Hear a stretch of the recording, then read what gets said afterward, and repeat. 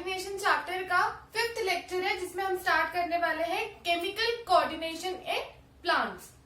Last lecture में हमने देखे थे प्लांट मूवमेंट्स जो कि दो टाइप्स के थे, ट्रॉपिक एंड नास्टिक मूवमेंट्स, जिसमें हमने देखा था कि ट्रॉपिक मूवमेंट्स तो डायरेक्शनल होते हैं जो कि ग्रोथ के थ्रू हमें दिखते हैं, एंड जो नास्टिक मूवमेंट्स होते हैं वो इंडिपेंडेंट ऑफ डायरेक्शन होते हैं, वो किसी स्टिमुलस पे रिस्पॉन्ड करते हैं but without growing.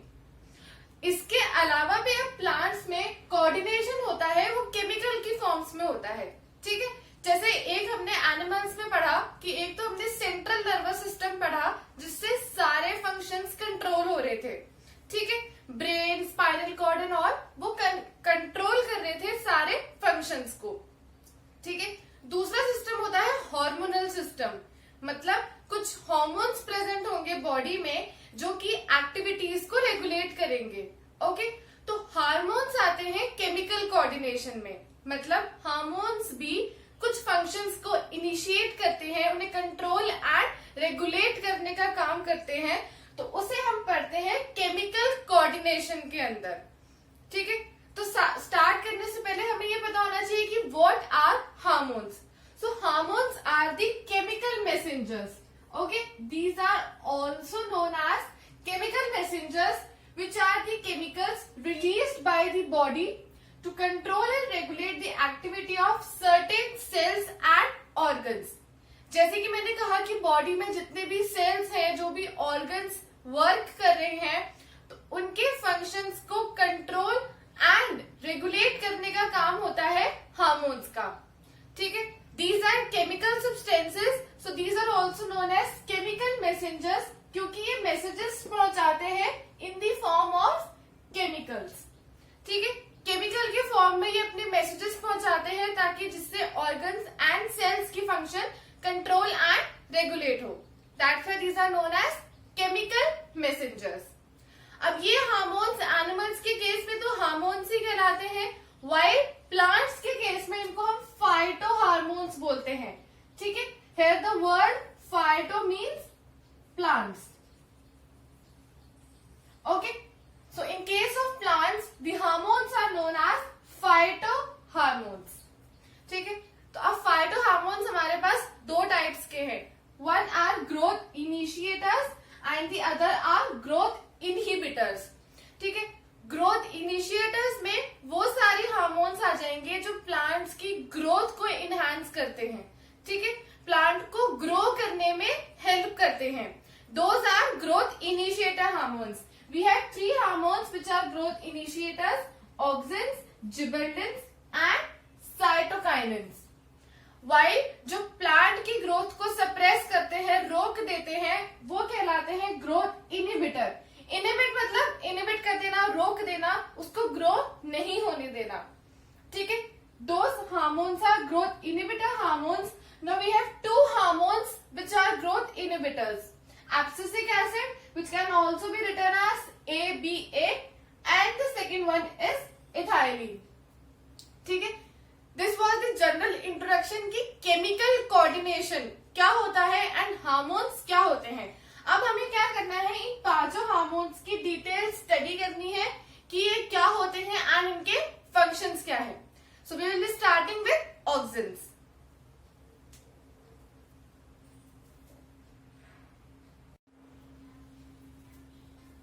Okay, so we will start with growth initiator hormones.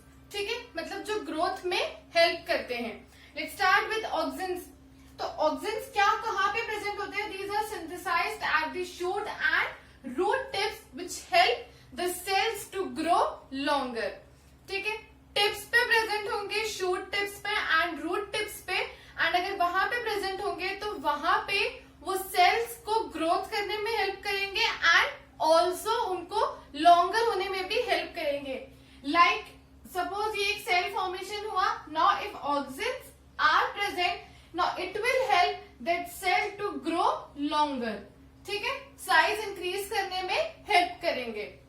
now what are the functions of these? elongation and growth of stem and roots। अब क्योंकि ये स्टेम एंड रूट्स की tips पे present है तो वो उसकी elongation and growth दोनों में हेल्प करेंगे। ठीक है,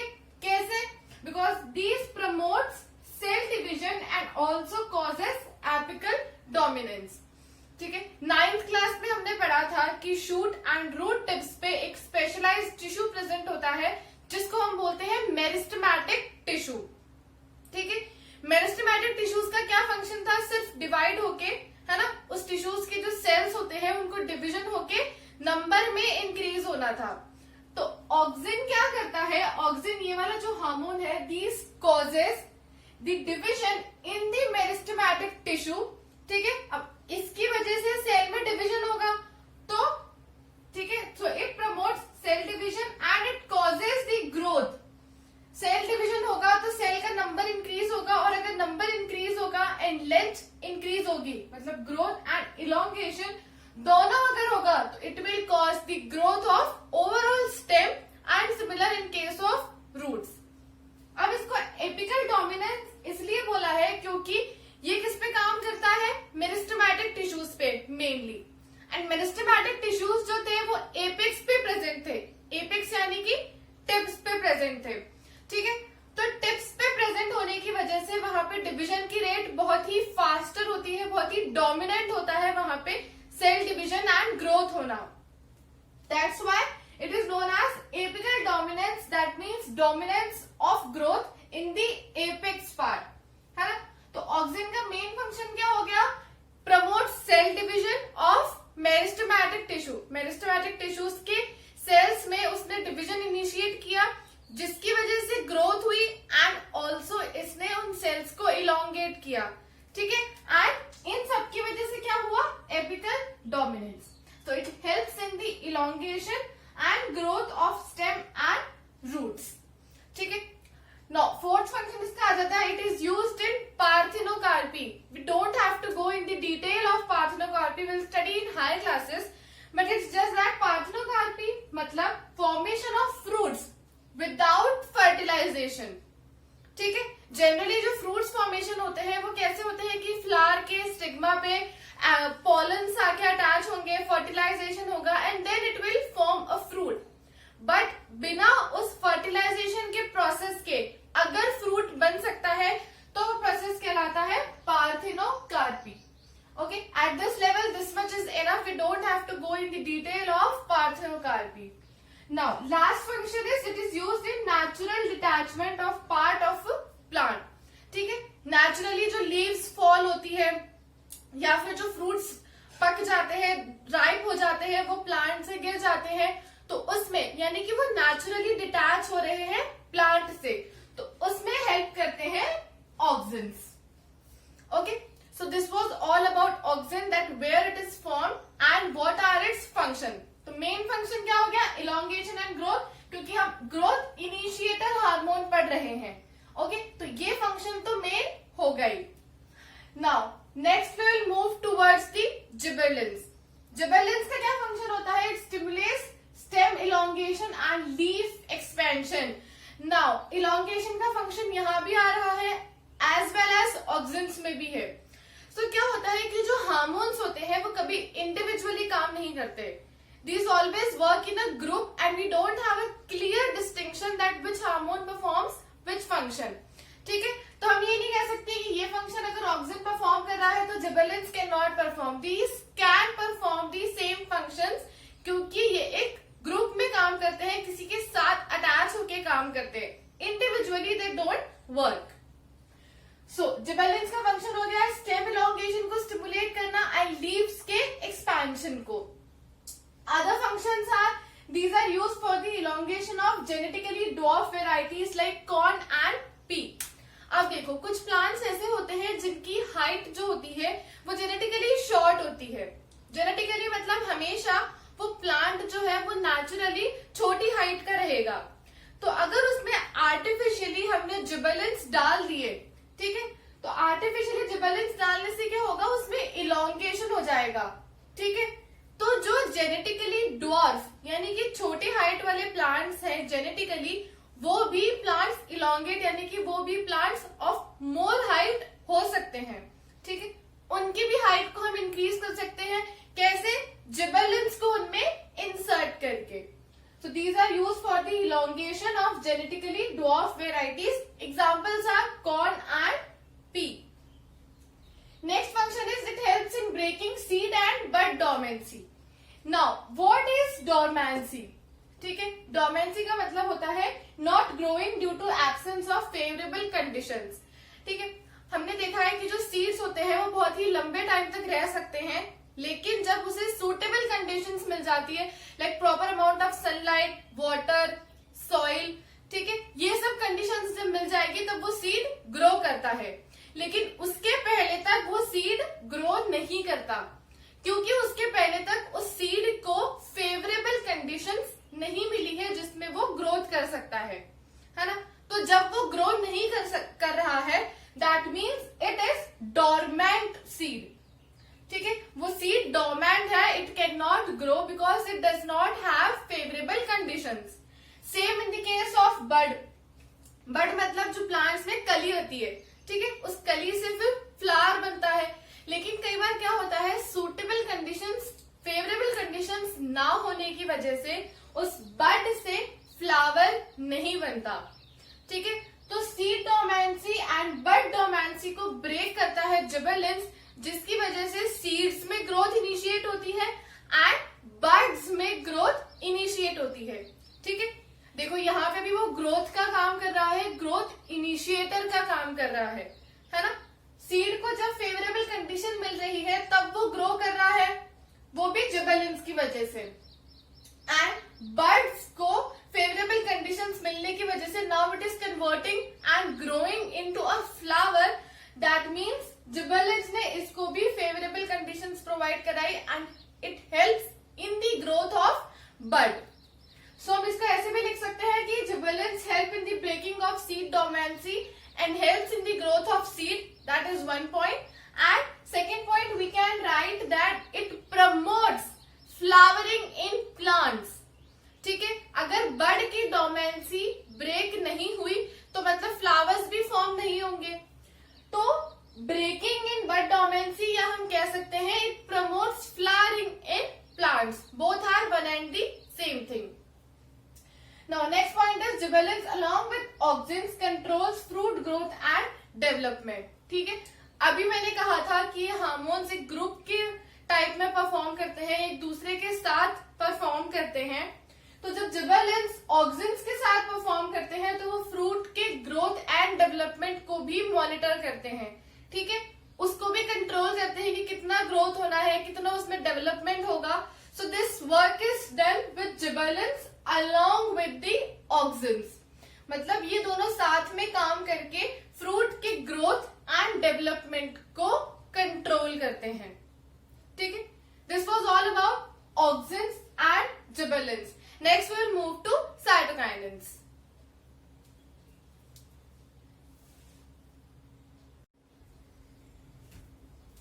Okay, so the third and the last type of growth initiator hormone is cytokinins. पहले तो ग्रोथ इनिशिएटर को हम ग्रोथ प्रमोटर भी लिख सकते हैं। I think promoter will be more appropriate, क्योंकि ये ग्रोथ इनिशिएट करने से ज्यादा उसे प्रमोट करता है कि ये होनी चाहिए। वेल, ग्रोथ इनिशिएटर और ग्रोथ प्रमोटर। ठीक है, so the third type of hormones is cytokinins. So cytokinins are the group of hormones which mostly work together with auxins. ठीक है, साइटोकाइनेंस ऐसे टाइप के हार्मोन्स है, ऐसे ग्रुप ऑफ हार्मोन्स है जो मेनली ऑक्सिन्स के साथ मिलके काम करते हैं। ठीक है, now both these work together. Okay, cytokinins and auxins work together to control cell differentiation. ठीक है, बेसिकली ये सेल डिफरेंशिएशन को कंट्रोल करते हैं। जैसे डिफरेंशिएशन हमने 9th क्लास में पढ़ा था कि meristematic cells differentiates to form permanent tissues के सेल्स बनाते हैं। ठीक है, मेरिस्टेमेटिक टिश्यूज के जो सेल्स होते हैं वो डिफरेंशिएट होके परमानेंट टिश्यूज के सेल्स बनाते हैं। मतलब वो सेल अपना एक permanent shape, size and function attain कर लेते हैं। ठीक है, वो होता है डिफरेंशिएशन की परमानेंट, अब वो वही पर्टिकुलर फंक्शन एंड वही पर्टिकुलर शेप हमेशा उनका लाइफ टाइम रहेगा। So both these hormones work together and control the function of cell differentiation. ठीक है, नाउ इसके फंक्शन से प्रमोट्स सेल डिविजन। ठीक है, नाउ क्योंकि growth promoter, growth initiator hormone है तो ये सेल डिवीजन को तो प्रमोट करेगा ही। ठीक है, उसमें तो हेल्प करेगा ही। नाउ अभी तक हमने जो तीनों हार्मोन्स पढ़े जो ग्रोथ प्रमोटर थे, उसमें कॉमन फंक्शन है कि तीनों ग्रोथ के लिए काम आ रहे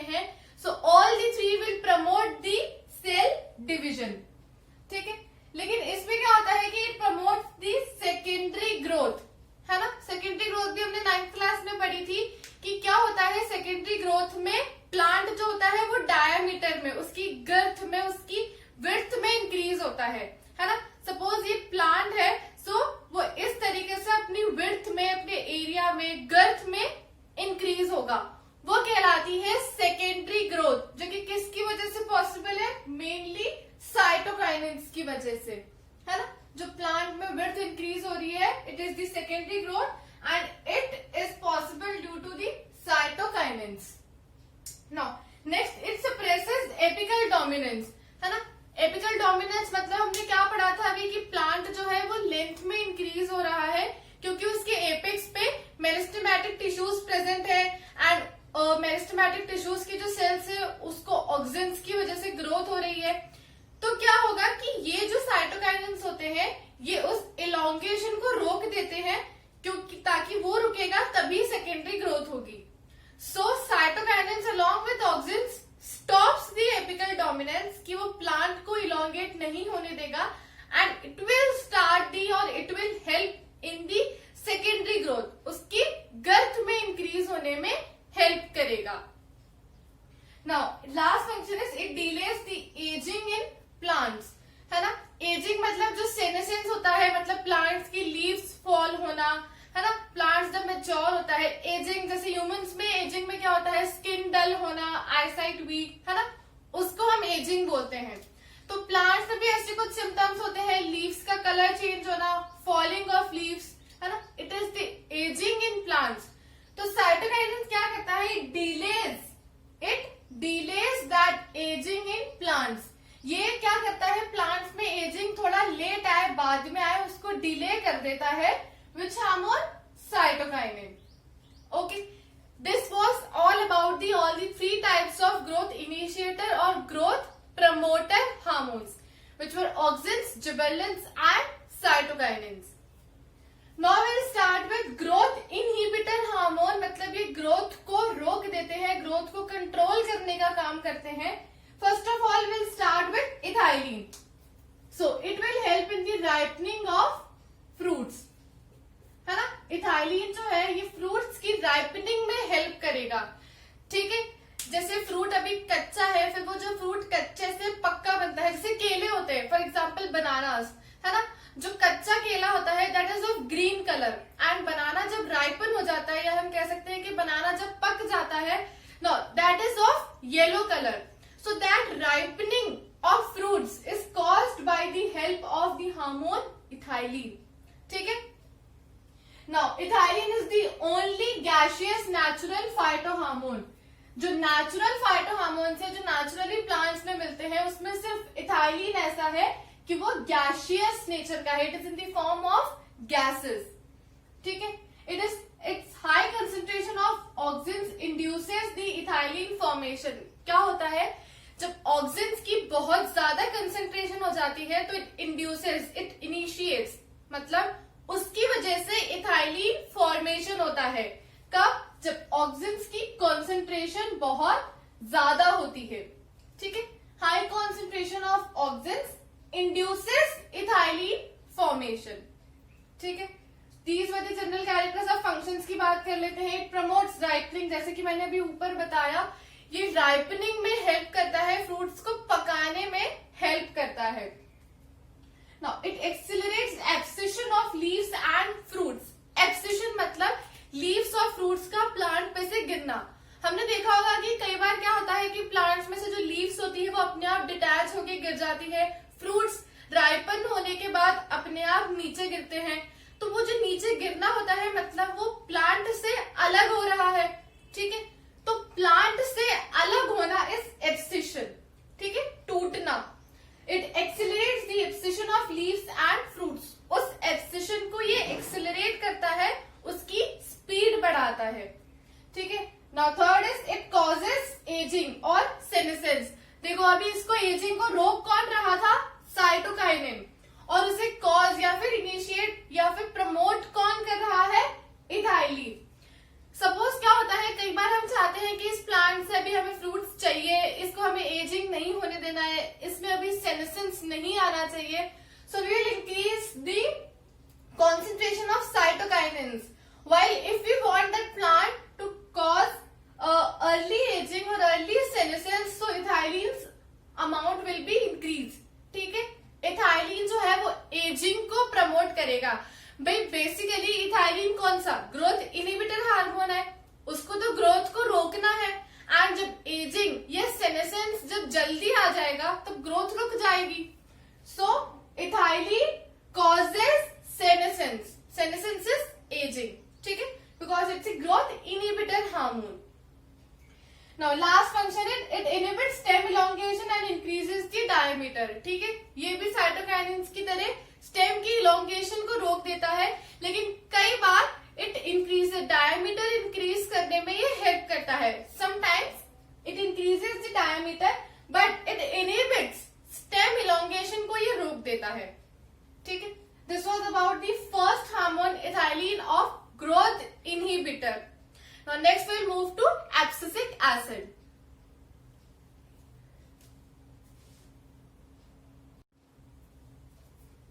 Okay, so last अब हमारे पास हार्मोन बचा है एब्सिसिक एसिड, जो कि ग्रोथ इनहिबिटर हार्मोन है। ठीक है, एब्सिसिक एसिड को हम लिखते हैं ABA। ठीक है, it is the short form of abscisic acid. So abscisic acid is also known as stress hormone, क्योंकि ये स्ट्रेस के टाइम पे काम करता है। अब प्लांट में किस तरीके का स्ट्रेस हो सकता है, लाइक सपोज प्लांट किसी ऐसी जगह पे है जहां पे वाटर की कमी है ना, एंड आसपास भी उसके अराउंड वाटर नहीं है। तो अब वाटर की कमी तो है प्लांट में, लेकिन अब ट्रांसपिरेशन का फंक्शन तो परफॉर्म होता ही है, which is loss of water from the plants through the stomatas. अब क्योंकि प्लांट में वाटर की कमी है ना, तो प्लांट को क्या करना होगा, उस वाटर को प्रिवेंट करना होगा कि वो ट्रांसपिरेशन के थ्रू बाहर ना निकल जाए। तो एब्सिसिक एसिड क्या करता है, ऐसे स्ट्रेस के टाइम पे abscisic acid move towards the stomata and closes the stomatal pore. ठीक है, ऐसे स्ट्रेस के टाइम पे एब्सिसिक एसिड वहां पे चला जाएगा एंड स्टोमेटा को क्लोज कर देगा। ठीक है, जिसकी वजह से क्या होगा, ट्रांसपिरेशन नहीं होगा। एंड अगर ट्रांसपिरेशन नहीं होगा तो water loss is prevented. That's why it is also known as stress hormone.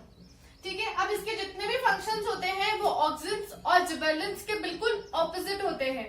So it works या it functions against auxins and gibberellins. ठीक है, अब इसके फंक्शंस देखो, it inhibits growth, while auxin क्या कर रहा था, ग्रोथ को प्रमोट कर रहा था। So abscisic acid inhibits growth which is the function against the auxins. ठीक है, अभी हमने पढ़ा कि ये स्ट्रेस हार्मोन है, वाटर लॉस को प्रिवेंट करता है, ट्रांसपिरेशन नहीं होने देता। So it's next function is it reduces transpiration. ठीक है, थर्ड फंक्शन इसका आ जाएगा, it increases bud and seed dormancy. Okay, bud and seed dormancy. While bud and seed dormancy को ब्रेक कौन कर रहा था, जिबरेलिन्स। ठीक है, जिबरेलिन्स क्या कर रहे थे, ग्रोथ में हेल्प कर रहे थे उस डोर्मेंसी को ब्रेक करके। व्हाइल एब्सिसिक एसिड क्या करता है कि ये सीड और बड डोर्मेंसी को और इंक्रीज कर देता है कि वो अभी ग्रो ना कर सके। So that is the function which is against of gibberellins. Next, it causes senescence and induces the formation of abscission zones. अब क्योंकि ये ग्रोथ इनहिबिटर हार्मोन है तो ये भी सेनेसेंस करेगा। ठीक है, सेनेसेंस को कॉज करेगा। इथाइलिन भी सेनेसेंस को कॉज कर रहा था, एजिंग को कॉज कर रहा था। Now this is also the growth inhibitor hormone, so it causes senescence, and next is it induces the formation of abscission zones, which are zone of separation। मैंने बताया था abscission क्या होता है कि जब लीव्स या फिर फ्रूट्स प्लांट से डिटैच होके नीचे गिरते हैं, तो जो डिटैच होना it is the zone of separation of leaves और fruits from the plant body. ठीक है, तो सेपरेशन जोन को इंड्यूस करता है कि वहां पे सेपरेशन जोन बने और लीफ और फ्रूट उससे फॉल ऑफ हो जाए। So it induces the formation of abscission zones which are zone of separation. तो इसी के साथ खत्म होते हैं पांचों plant hormones, in which 3 were the growth promoters and the rest 2 were growth inhibitors. Inhibitors. In short में हमें ये चीज याद रखनी है कि साइटोकाइनेंस, जिबरेलिन्स एंड ऑक्सिन्स ये ग्रोथ प्रमोटर थे, तो ये हमेशा ग्रोथ को, सेल डिवीजन को प्रमोट करेंगे। ठीक है, ये फंक्शन इनका कॉमन रहेगा। वाइल जो इथाइलिन एंड एब्सिसिक एसिड है, these are growth inhibitor hormone, तो इनमें कौन सा फंक्शन कॉमन रहेगा कि firstly it inhibits the growth and secondly it causes senescence. Okay, so ये था हमारा